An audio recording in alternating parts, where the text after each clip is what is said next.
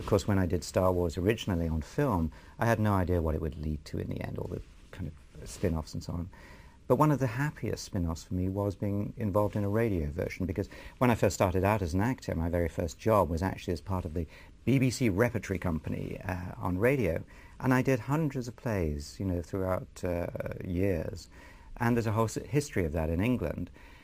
And it was just natural for me to come and be part of a radio play here. Sadly, it's not part of the American kind of thing to have drama on radio, but this is a pretty good way of doing it, I think.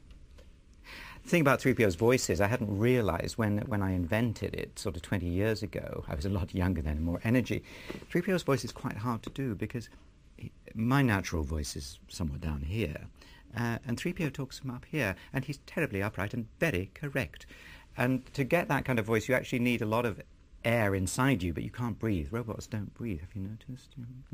So occasionally I make a mistake and they cut it out.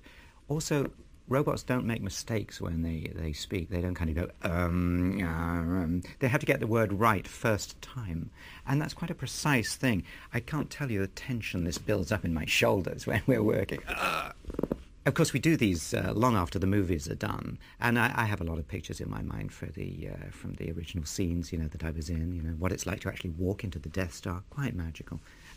Here you're doing it, I'm doing it, and the audience is doing it with their minds. They're creating the Death Stars, the Emperor's throne room, the Forest of Endor, all that kind of thing, and they're in our heads as much as in the audience's heads.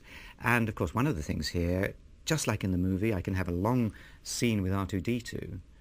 But he never speaks to me. So, you know, R2, where are you going? Well, what makes you think there are settlements over there?